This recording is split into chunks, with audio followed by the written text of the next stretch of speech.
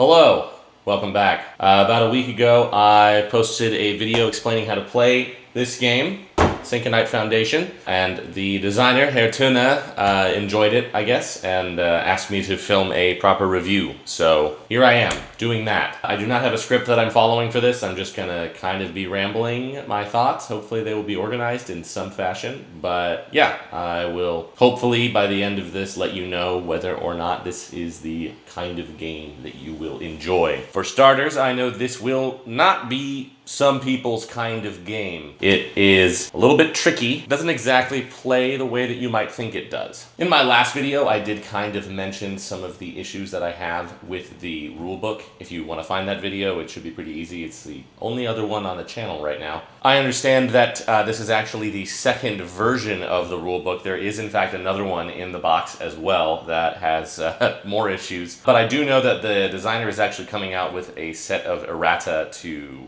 overhaul this. I think it is going to change some of the terms that were a little bit confusing, hopefully fix some of the translation issues. So if you're considering whether or not to buy based solely on that, I do think a lot of those problems are going to be resolved. That being said, this rulebook is laid out in a really strange way. I'm not sure exactly how much of that is going to be fixed. I would compare it to teaching somebody to drive by starting them with parallel parking. It doesn't actually get into how to play the game until page 17. It starts before that with a whole bunch of mechanics and glossaries for different kinds of cards and tokens that you might run into throughout gameplay. A lot of these are related only to the certain crises that might come up during the game, and frankly I would probably move those into those sections. But once you realize that you can kind of skip over that first part until you encounter those cards or those tokens or whatever, it does get pretty simple to just kind of get into things. And the good news is once the rules actually do get into the different phases of gameplay, it is pretty straightforward. There are some translation issues, as I mentioned before, where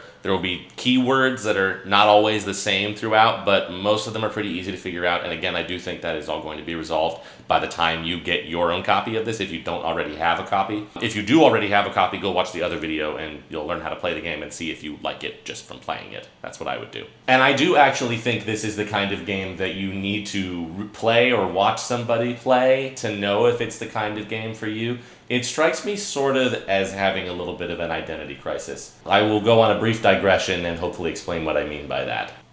This is SETI. It is a crunchy Euro-style game about finding alien life, where you will be collecting and managing resources, playing powerful cards, and constructing an engine of upgrades to weather a very changing landscape. It's thematic, but it's also mathematic, and the person who wins is going to be whoever was the best at creating an efficient engine for generating points. This is Station Fall, a game where a monkey with a jetpack might steal your dog and throw it into the vacuum of space before getting mind-controlled by a telepathic rat and beating himself to death with a wrench.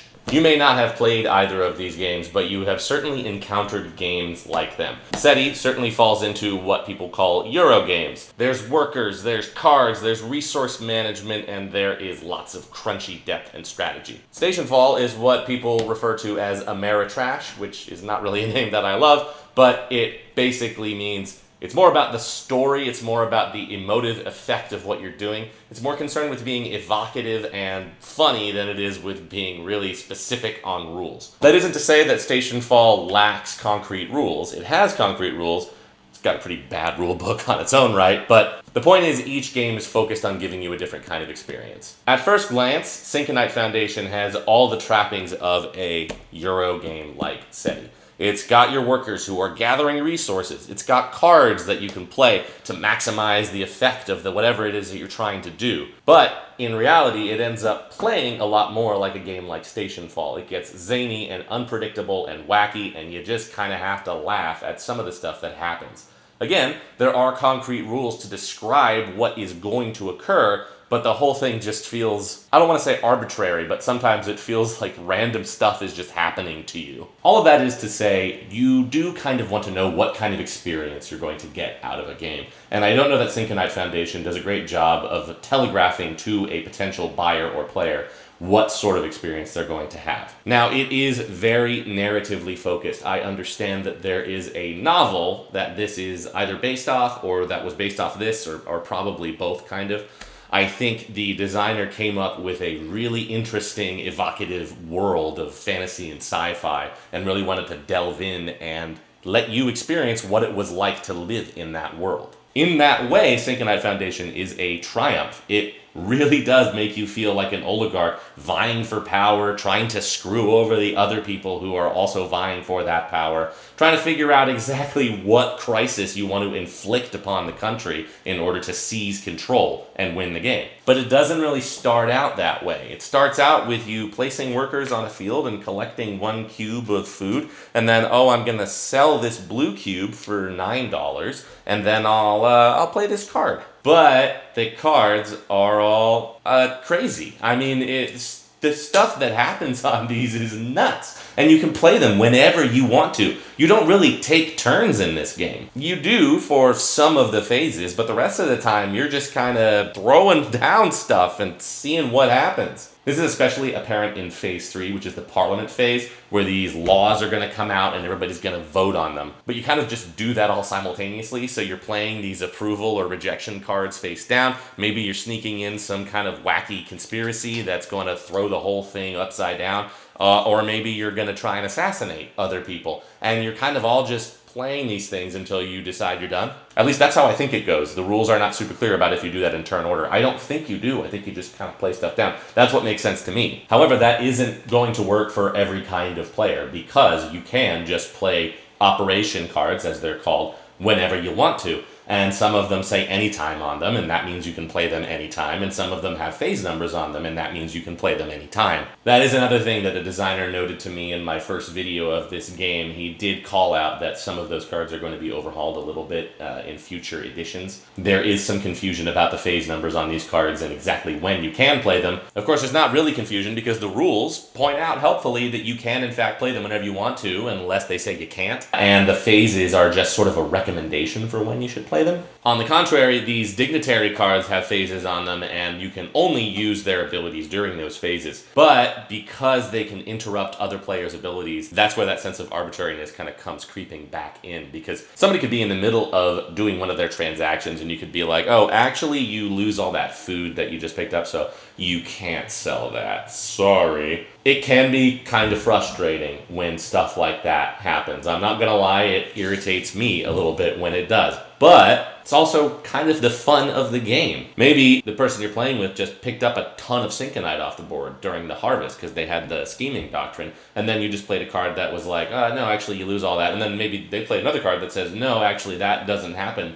And all the while, these crises are ticking up because every time you play an operations card, these things are moving up. And these are really the heart of the chaos in this game. With every one of these that gets activated, there are more rules to remember, more ways of winning or potentially losing, and more steps to every single phase of the game. These new steps are helpfully called out on your cycle chronicle, but they are easy to forget to do, and can very frequently totally screw up your strategy. Now, you might be the sort of person for whom that kind of thing is really fun. Maybe you enjoy games like Robo Rally, where you lay out all your plans, you've got the best strategy for getting across this map, and then instantly somebody pushes you into a ditch and you spend the rest of the round walking into a wall or walking into another ditch. That kind of thing is really fun when you know that that's what you're getting into. But again, Syncanite Foundation sort of presents itself as a more serious, high-minded Euro kind of a game, which isn't to say it's not serious or even not high-minded. There's so much interesting stuff going on in here.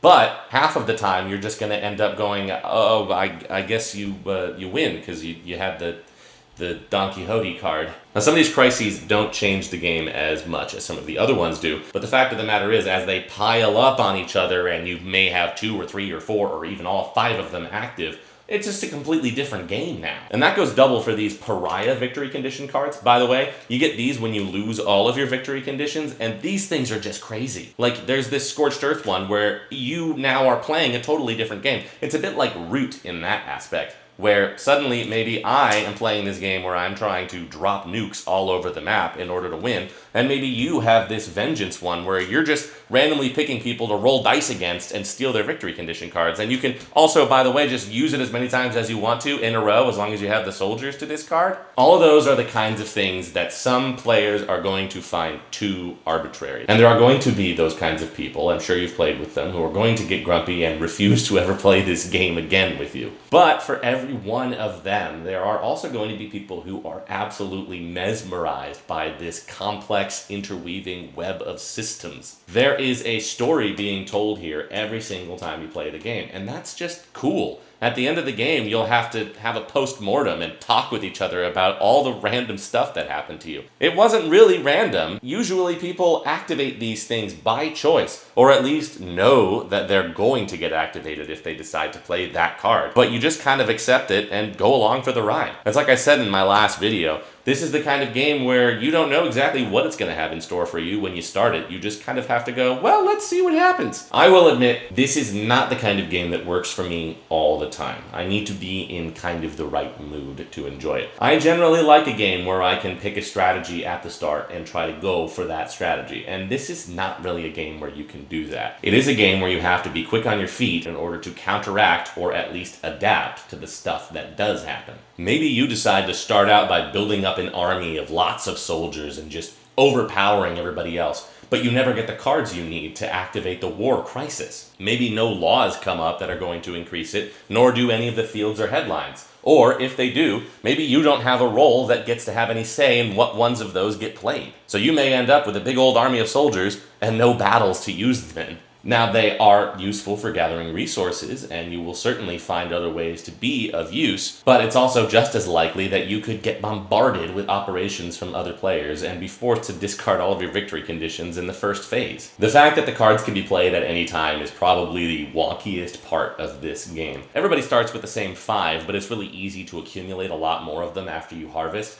And it's possible that everybody could just buy a bunch of operations and play them all down and immediately activate these crises, especially if you have a lot of players. I don't think the game is super well balanced across different player counts. It almost feels like a different game if you're playing with 2 versus with the full 6. These counters do not change the cadence at which they increase. So in a 2-player game, it might take a long time for them to get up to the top. Versus in a 6-player game, it could happen essentially immediately. And the crises do seem to have totally different effects depending on how many people you're playing with as well. That might be a good thing or a bad thing depending on how you like your games. I know I keep saying that. This is going to really depend on what kind of game you like, but the fact of the matter is that's the best way I can describe it. It isn't like anything else I have played. It borrows little elements from other things. There's a little bit of Scythe in here. There's a little bit of Risk in here. Even when it gets to these laws that you're voting on, that can feel like you're playing the King's Dilemma or something where you're really trying to push for a particular thing to pass and maybe everybody else isn't really on board with it. And the fact that you can freely trade with each other calls to mind my least favorite game of all time, Settlers of Catan. But even though it borrows so much from so many other games, it invents things that I have never seen games do before. This idea of setting off certain cataclysmic events just for the purpose of maybe being able to win is really interesting. It's also very evocative. These new laws that you'll be adding to the game where they totally overhaul mechanics of certain phases and can give certain player roles new powers is really cool and interesting, especially with the way that it's paired with the assassination mechanic, where if a law really benefits a particular role, that is also the law that you want to play assassinations on to kill that person who has that role. The way that the game can turn into a player versus enemy co-op game if you activate tyranny is interesting. I don't know how well it works for me. I think if I spent a couple of hours actively fighting against everybody at the table with me and getting screwed over by them, and then suddenly this guy came up and they tried to go to me like, hey, let's all win. I don't know how satisfying for me that would be from a gameplay perspective. Story-wise, it's fun, it's interesting, and it would be a cool thing to tell your friends about. And I think that's where this really shines the most. It's also gorgeous to look at. I mean, this is the neoprene map, which is a little fancier, but the board basically looks the same as this. The artwork on it is vibrant, it pops, it's really easy to see the iconography. At the same time, however, some of these cards are a little tough to read, especially these dignitaries that all have this shiny effect on them.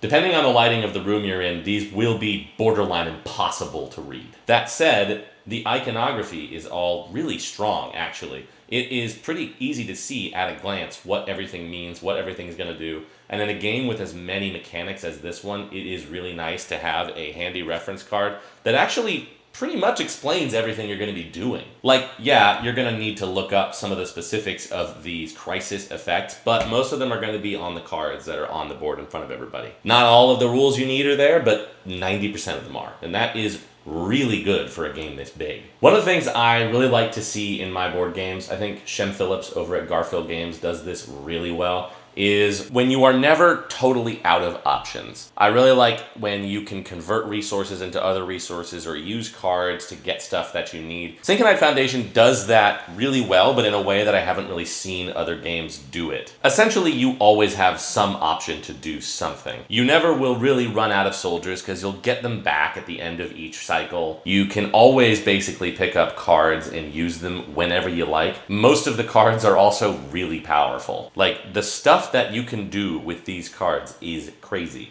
You can delete other people's inventories, you can grab a bunch of free stuff, you can steal their cards from them, you can cancel nasty things they just did to you. Special note also goes to the headline cards that come up at the end of every cycle.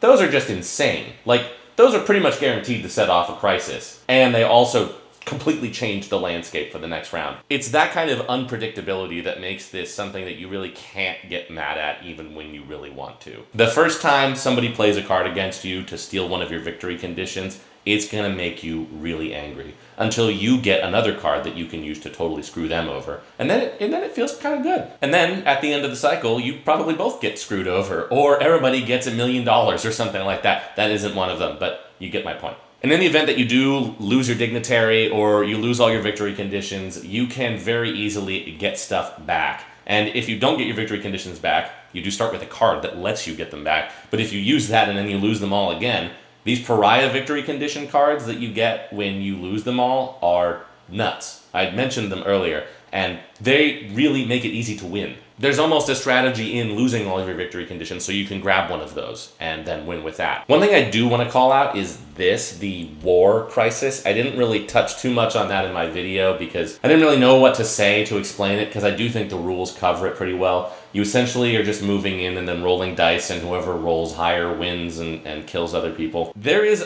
actually a good bit more to it than that, because there are all these weird tokens that you can buy and all these rules about owning the capitals and all these things that you can do with the battle codex, which is kind of explaining your options for retreating and advancing and moving around. And this is definitely the crisis that changes the game the most, and I do think it is one of the ones that goes up the most on the laws and operations cards as well. I don't think it's a bad thing that it's a little bit more mechanically heavy than the rest of the crises, but it is something that's just kind of interesting, I guess. Ultimately, I do think the game is pretty well balanced. I mean, everybody starts with the same stuff and the same access to stuff.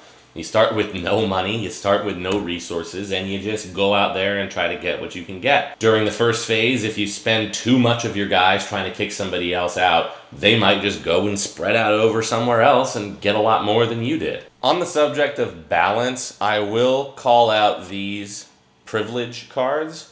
There's, I think, only 5 of them in the bribery deck, and these things are crazy. Like, you'll win or lose the game based on whether or not you have these things. So, I don't know if I would recommend playing without them, but I would recommend paying close attention to them, because these will really make or break your time.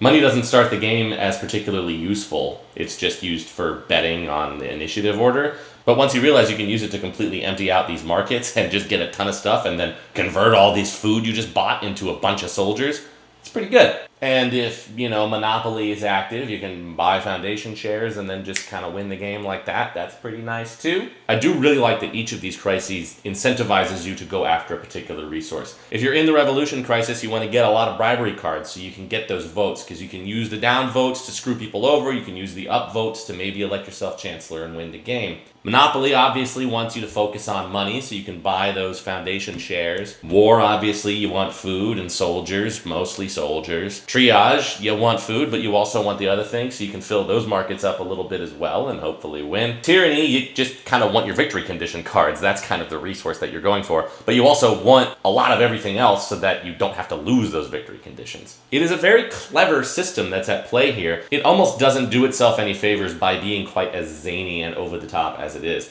I mean, this is a game where the rulebook says if you don't like one of these cards, you can just ignore it. Now, the designer did point out to me online that that is actually there so that you don't have to backtrack in case you forget to do one of those, which, frankly, I think that's genius. Overall, though I have my quibbles with the rulebook, I think if you play it a couple of times, at least experience every crisis one time and get through a full round with it, you'll be good. To be clear, this isn't a game where you can just throw the rulebook away after a few plays. There are definitely going to be finer details about the crises, especially, that you will need to consult it on. Generally speaking, like I said earlier, this reference card is actually really, really good. So, is Syncanite Foundation the game for you? Well, if you have heard me talking about it and thought, oh, that sounds kind of fun, I don't know if I would really love it, but there's certain parts of it that sound kind of cool, I think you'll probably like it. You need to be in the right kind of frame of mind for it. You need to be kind of in the right mood for it. This isn't the game where you sit down and you get really crunchy and devise the perfect strategy and use exactly the right resources to do exactly the right thing, because you can't really depend on having any of that stuff. But if you like a game where afterwards you spend longer talking about what just happened than you spent actually playing it, this is probably going to be the kind of thing you really like. If you like a game where you say, oh, that was crazy when you played that, but then she countered it with this thing, you know, that kind of story. You've experienced that before, I'm sure, and this game has that in spades. Every time you play it after you get done being annoyed about the fact that you just lost to somebody who didn't even really know that they were about to win, after you get over that, you'll probably want to set it up and go again. Two of the people that I have played this with went totally different paths with it. One of them absolutely detested it, and one of them really loved it. And these are both people who play most of the games that I play and like most of the things that I like. I am kind of somewhere in the middle on it. I think it offers a lot. It offers a truly unique experience, but it also offers some truly unique problems that did annoy me at times when I was playing it. I think a lot of the stuff I have trouble with will probably be fixed in errata or future publications, and that's always nice to see. We love a responsive designer. And really, I think it's something worth supporting just because it's new and it's unique, and it is, as I said before, I think he enjoyed me calling it a labor of love, and that really is what this is. There is so much little detail in this. There are so many little story elements. I mean, there's flavor text all over the place. There's a quote from Peter Baelish on one of the cards, so bonus points for that. Yeah, I can't really say much more beyond that. I don't think I can give it a score out of 10 or out of 5 or whatever, or even necessarily a recommends. I think if you're the kind of person who got through this and thought, yeah, that sounds fun, then you're going to like it. And if you're the kind of person who watched this and thought, that sounds really annoying, you're probably not going to like it. But if you do have a friend who has it, I still think you should give it a try with them, because you might find out that you really do have a good time. If this was of any interest to you or any use to you at all, please let me know. If you thought this was the most pointless waste of time, please let me know. Either way, I might do some more stuff like this in the future. I don't know. It's not that hard to just, set up a game and start yapping. So if there's anybody who's interested in hearing me yap about something else, let me know. I got a bunch of stuff back there, so always happy to yap. So there you go. Syncanite Foundation. I'm done.